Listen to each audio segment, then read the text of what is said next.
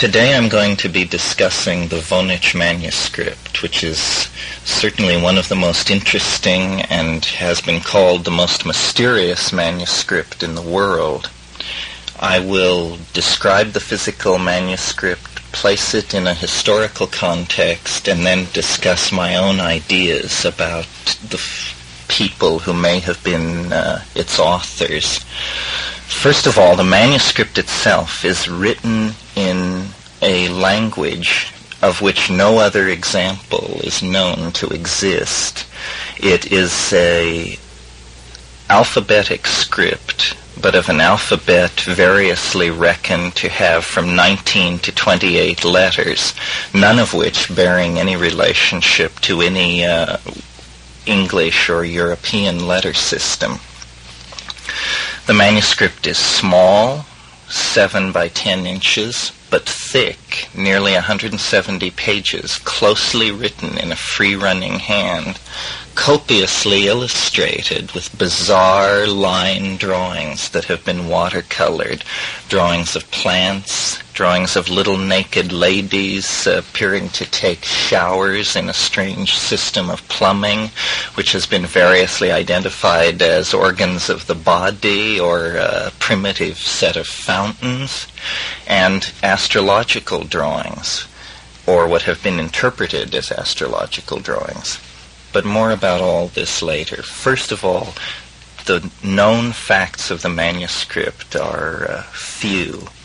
They are that it appears in 1586 at the court of Rudolf II of Bavaria, who was one of the most eccentric European monarchs of that or any other period. This is the same Frederick who collected dwarfs, who had a regiment of giants in his army. He was surrounded by astrologers. He was fascinated by games and codes and music. He was typical of the occult-oriented Protestant intellectual of this period. Anyway, to his court and among his courtiers came an unknown person who sold this manuscript to the king for 300 gold ducats, which translated into modern monetary units is about $14,000, which is an astonishing amount of money to have been paid for a manuscript at that time, and immediately signals that the emperor must have been highly impressed by this object if he was willing to put out that kind of money for it.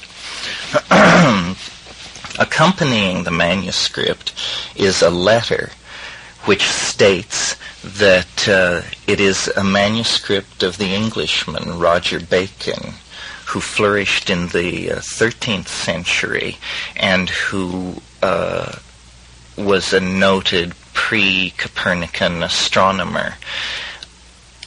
Now, at that time in Prague, which was where the court of the emperor was being held, the reputation of Roger Bacon was at a great height. The court was a hotbed of alchemy, and among all these alchemists, the reputation of the English monk Roger Bacon was held very high. This is because 2 years previously, the sale of the Voynich Manuscript to the emperor being dated to 1586, 2 years previously, John Dee, the great English navigator, astrologer, magician, intelligence agent, occultist. Wait a minute, I still am back on Frederick. You mean, what was his relationship to all this? Could you develop him a little bit more? You said he was typical.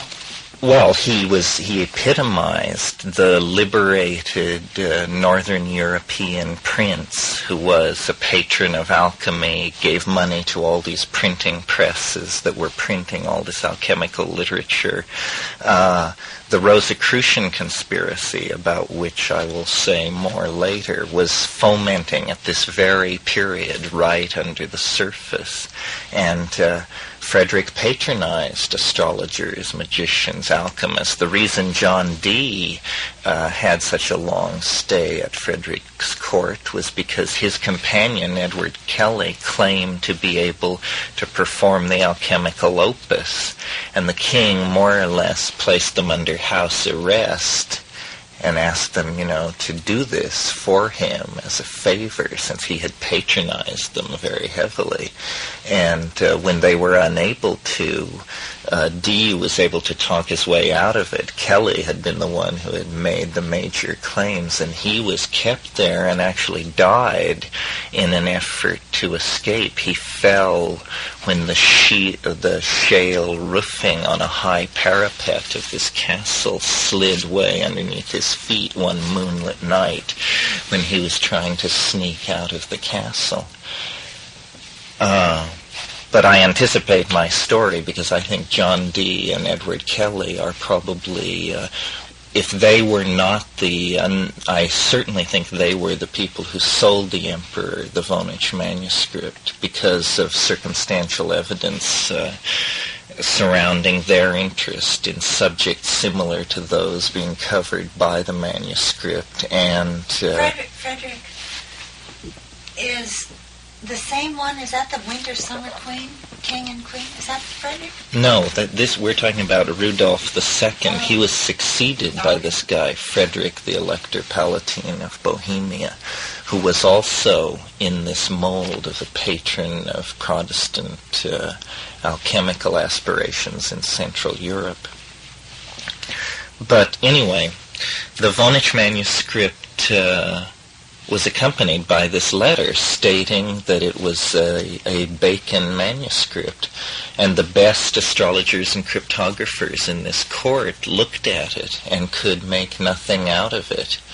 And it, and along with a great deal of other weird collections and material that Rudolf had gathered together from all over the world, was passed to various people at his death. And this book, because it contained botanical illustrations, passed to his botanist, who was a man named Marcisi.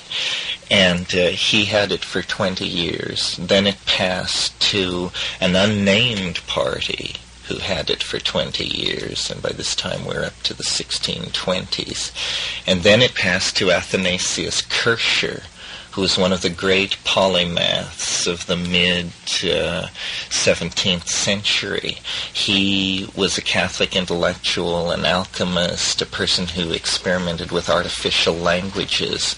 And before he obtained the Voynich Manuscript, we know of letters of his to various people asking about it. And in fact, he was sent small portions of it reproduced that he struggled over.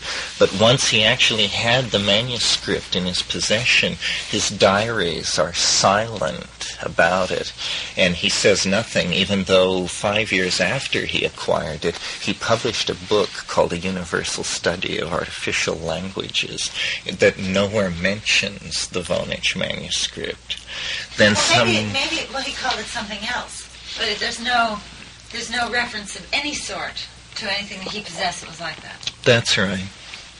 And he decided to become a Jesuit in about 1660 and had to give away all of his worldly goods. So he gave his library to this Jesuit seminary south of Rome, and in among his books was the Voynich Manuscript, and it sat on a shelf in the seminary from 1660, 1760, 1860, 1960, 320 years. No. 280 years till Alfred Voynich, a New York book dealer, bought the entire library on a trip to Europe in 1912. And when he got it all back to New York and sorted through it, among all this easily catalogued late Renaissance Italian theological material was this peculiar book, more than peculiar, totally anomalous book. And it's very strange because the store of images even as late as the period when we first hear of the Voynich manuscript in the 1580s, the store of images in the European mind was very limited. For instance, in speaking of the biological sections of the Voynich manuscript, here you get 120 drawings of plants, and yet there were only 10 or 15 herbal